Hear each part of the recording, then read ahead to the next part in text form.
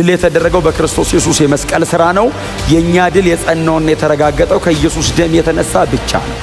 ምንም ነገር በእግዚአብሔር ቤት ውስጥ ከተለማመድን ከኢየሱስ ደም የተነሳ እንለማመዳለን። ምንም ነገር የምናደርገው ከሆነ በእግዚአብሔር ቤት ውስጥ ከኢየሱስ ደም የተነሳ እግዚአብሔር ይቀበለናል። ቁጥር 16 እና 17 ምንድን ነው የሚለው? ኑዛዜ በሚኖርበት ጊዜ የተናዛዡን ሞት ማረጋገጥ ግድ ነው። እሺ ቁጥር 17 ምክንያቱም ኑዛዜ የሚጸናው ሰውየው ሲሞት ብቻ ነው። ነገር ግን ተናዛዡ በሕይወት እስካለ ድረስ ኑዛዜ ዋጋ በጣም አስገራሚ ሰው ነው። ቃሉን ብቻ መያዝ እንደ ተስፋ ሆኖ እንደ ዋስትና ሊሆነን ይችላል። ነገሩ ግን እውነት ሆኖ የሚጸናው ተናዛዡ ሲሞት ብቻ ነው። ሌጋሊ የሕግ አካል መጥቶ የተነገራችሁን ወይንም የተቀመጠላችሁን ርስት የሚሰጣችሁ ተናዛዡ በሕይወት አለመኖሩን አረጋግጦ ነው።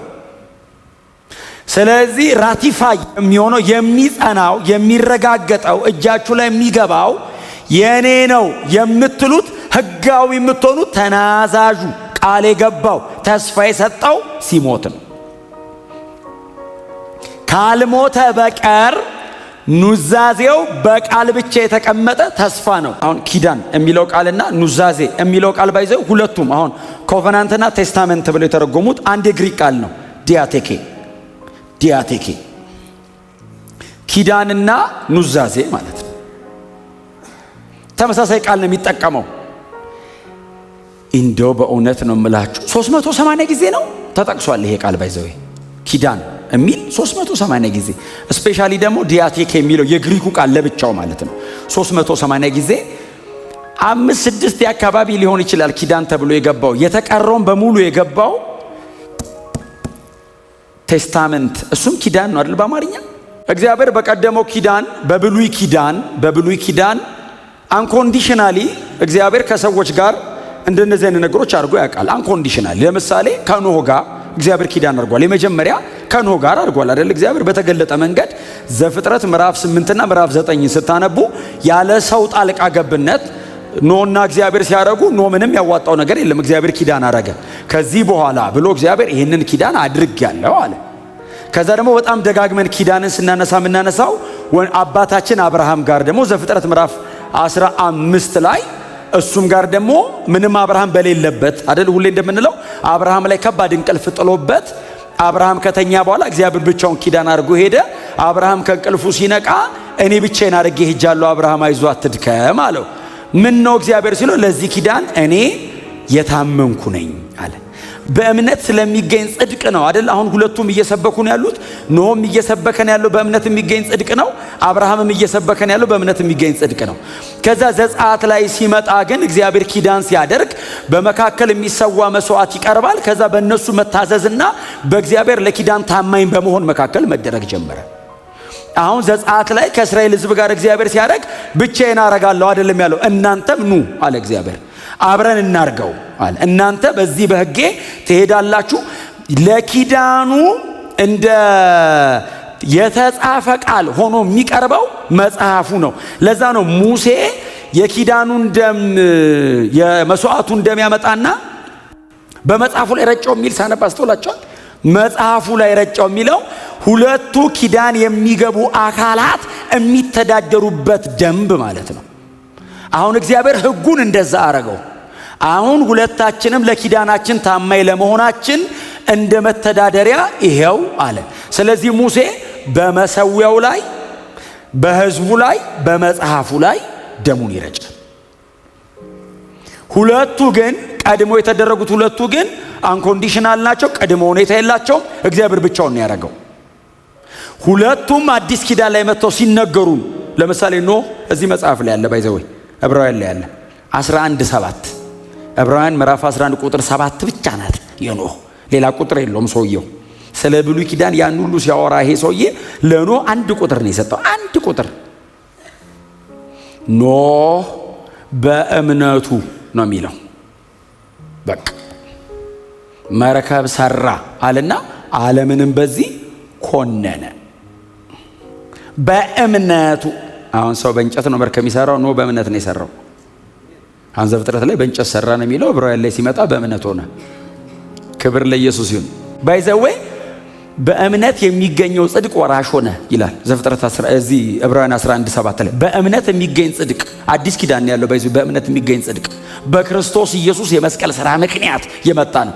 ይሄ ሰውዬ የዚህ ጥላ ሆኖ ከሩቅ ተመልክቶ ከሺህ ዓመታት በኋላ የሚሆነውን ቆጠረ።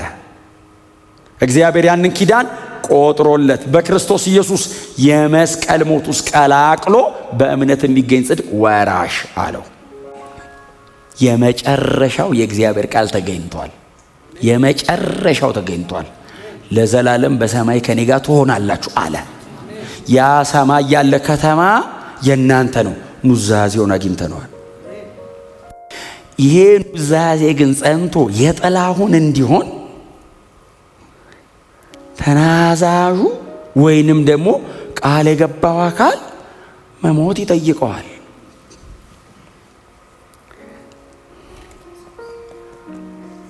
የክርስቶስ የመስቀል ሥራ ባይዞ እዚህ ጋር ነው የሚገባው።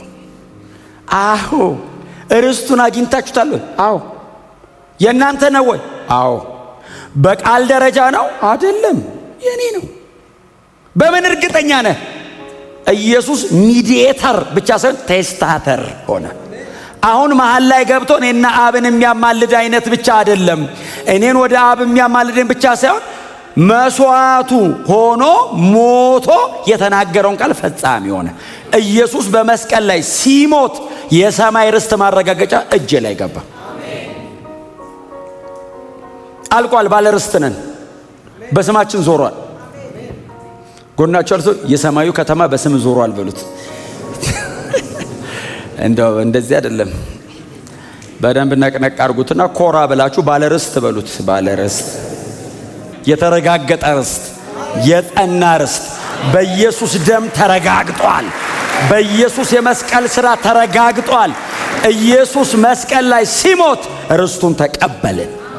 ባይዘዌ መሬት ላይ ሲመጣ ታምራት ሲያደርግ ዝም ብሎ ሲመላለስ ሲወጣ ሲገባ አይደለም፣ ሲሞት ነው የተረጋገጠው።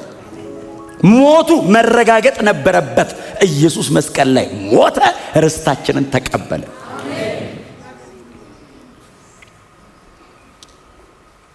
የዚህ ደብዳቤ ጸሐፊ እያቀረበ ያለው እችን ነው።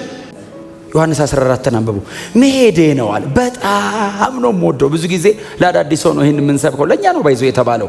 3 ዓመት ተኩል ተምረው ቁጭ ብለው ለተማሩ ትምህርት ለጨረሱ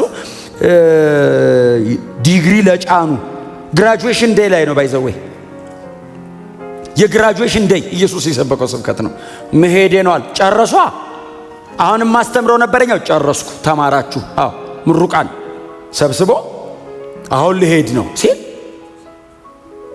አይዟችሁ አትፍሩ ብሎ ነው የጀመረው። እንደውም አይዟችሁ አትፍሩ፣ እሄዳለሁ፣ አባት እንደሌላቸው ልጆች አልተዋችሁም፣ ከዛ ደግሞ እመጣለሁ፣ ከዛ ደግሞ ወስዳቸዋለሁ፣ እኔ ባለሁበት በዛ ከኔ ጋር ትሆናላችሁ ብሎ በጣም ትልቅ ነገር ዝም ብሎ አወራ።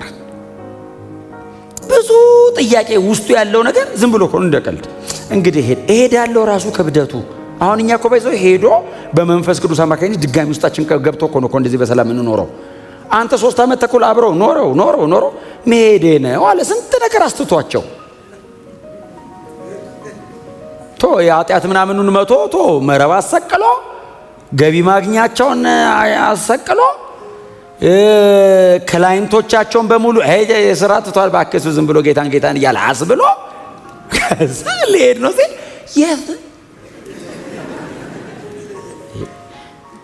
ባለፈው ሳምንት ያልኳችሁ ነው። ካንተ ወደ ማን? ጴጥሮስ ብቻውን እሄዳለሁ አይልም እንዴ? እንሄዳለን። እነዚህ ሳል ዞሮ ምን ይሻለን እንዴ? ሚስቶቻቸውም አይቀበሏቸውም። የሆነ ታሪክ ይሰራል ብለው ነው የተከተሉት። ኦፍ ኮርስ ዩኒቨርሳሊ ነው ታሪክ የሚሰራው። ዝም ብሎ በግል እንዳይመስል ሰማይና ምድር ነው እንደሚያጨባብጠው። ሰማይን መሬት ነው ጎትቶ ያመጣው። መሬት ያለ ነው ሰማይ እየቀላቀለ ሊሆን አይችልም። ማንም በምንም ሊያደርገው አይችልም። ሰርታ አታመጣውም። ኢየሱስ በነፃ የሰራው ከዛ ሄደ ነው አለ። አሁን መንፈስ ቅዱስ ስትሞላ ምን ትሆናለህ መሰለህ? እርግት ትላለህ፣ እጸልይበታለሁ ትላለህ። ካልተሞላስ ቶሎ የሚታይ ትርፍና ኪሳራ መሄዴ ነው ሲል ጌታ ሆይ ወዴት ነው የምትሄደው? ከዛ ደግሞ ምን ብሎ ነበር መሰላችሁ? እሄዳለሁ አለ። ህዝብ ፊት እሄዳለሁ አለ። ወዴት እንደሚሄድ አታውቁም አለ። አጠቃላይ ነው ያወራው። ሲያወራ ፈሪሳውያን እንደዚህ ያሉ፣ ወደ ግሪክ ከተሞች ሊሄድና እዛ ሊኖር ነው እንዴ? እውነታቸው ነው። ፍጥረታዊ ሰው የሚያስበው እሱን ነው። ኢየሱስ መንፈሳዊ ወሬ ነው የሚያወራው። ወደሚሄድበት አታውቁም አለና ከእናንተ ማንም አይከተለኝም አለ። ግሪክ ቢሆን እንዴት አትከተለውም? የትራንስፖርት መክፈል የቻለ በሙሉ ይሄዳል። አትከተለኝም ማለት ወደ ላይ ነው። ወደ ጎን የትም በረት ትሄዳለህ። ወደ ላይ ግን ወሳጅ ያስፈልጋል። አውሮፕላን ራሱ 20 ምናምን ሺህ ጫማ 40 ምናምን ሺህ ጫማ ነው የሚሄደው። ከዛ በላይ አይሄድም። እሱም ባይዘው ግራቪቲ ጎትቶ ማስቀመጥ ብቻ እንዳይመስል፣ ከግራቪቲ ብትወጣ አትኖርም። አኗሪ ያስፈልጋል ወደ ላይ። ግራቪቲ ባይዘው መኖሪያም ጭምር ነው። ግራቪቲ ባይኖር ኦይ አረ ወደ ጎን ነው የምንሄድ። እንዴ ምን ይሆንክ እንደሆነ ራሱ አጣቀው። እግዚአብሔር ይመስገን። ኑዛዜው የተነገረው ቃል ጸንቷል። እግዚአብሔር የተናገረው አድርጓል። እውነተኛ አምላክ ነው እግዚአብሔር። ርስት እሰጣለሁ አለ ጌታ ኢየሱስ ክርስቶስ። ቆሞ ርስት አለ ትወርሳላችሁ የእናንተ ነው ሲለን አሜን ብለህ ነው። ግን እንዴት ኑዛዜ ተናዛዡ ካለሞተ በቀር እንዴት ይሆናል ስንል እግዚአብሔር እኔን ይቅር ለማለት ምን ጠየቀው? ደም ለዘላለም ለመማር ደም የበግ የጠቦት የምናምንማ እልፍ አለው። ንጹህ ደም ተፈለገ። ኃጢአት የማያውቀው ደም ተፈለገ። ፎርጊቭነስ። ይሄንንም እንዳትረሱ። ሁለተኛ ነው እየነገርኳችሁ ያሉት። ዲማንድ የሚያደርገው ብለድ ነው። መጽሐፍ ቅዱሳችን ከመጀመሪያው መጽሐፍ ጀምራችሁ ብታነቡ አዲሱ ኪዳን እስከተደረገበት አዲስ ኪዳን የተደረገው መስቀል ላይ እንደሆነ ታውቃላችሁ። አዲስ ኪዳን የተደረገው ኢየሱስ መስቀል ላይ ደሙን ሲያፈስ ነው። የኃጢአት ስርየት የተገኘው ኢየሱስ መስቀል ላይ ደሙን ሲያፈስ ነው። ኪዳን ግዴታ፣ ይቅርታ ግዴታ ደም ይጠይቃል። ስለዚህ እግዚአብሔር ልጁን ላከ። በጣም አስደናቂ ነው። ለፎርጊቭነስ ግን ዲማንድ ያደረገው ብለድ። ሁለተኛው እሱ። ሶስተኛው ጀጅመንት። ሁል ጊዜ ዲማንድ የሚያደርገው ሰብስቲቲዩት፣ የሚተካ ሁሌ ፍርድ ካለ ነፃ እንድትወጣ ተክቶ ፍርድን የሚቀበል ያስፈልጋል። ይኸው መስዋዕት የሚቀርበው ለምንድን ነው? ደም የሚፈሰው ለምንድን ነው? እንስሳትን ለምንድን ነው አምጥተው መስዋዕት አድርገው ደማቸውን የሚያፈሱት? በዛ ኃጢአተኛ ምትክ ነው። ጀጅመንት ዲማንድ የሚያደርገው ሰብስቲቲዩት ነው። የሚተካ መሀል ላይ የሚገባ ይጠይቃል። ካልሆነ አንተን ይበላል። ፍርዱ አንተን ያገኛል። አንተን እንዳያገኝ ተክቶ የሚገባ ይፈልጋል። ስለዚህ ኢየሱስ እነዚህን ሶስቱንም ሆኗቸዋል። ለፎርጊቭነስ ደም አፍስሷል።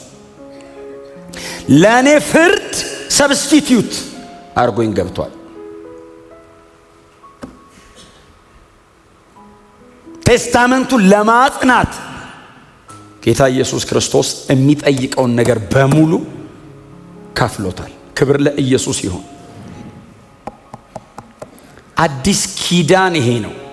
ርስት አለን በሰማይ የሚጠብቀን ታላቅ የከበረ ርስት አለ። እንደዚህ ህዝብ አይነት ህዝብ በምድር ላይ የለም። በጣም ተስፋ አድርጋችሁ የምትጠብቁት ነገር ምንድን ነው? እናንተ ግብ አያውቁም።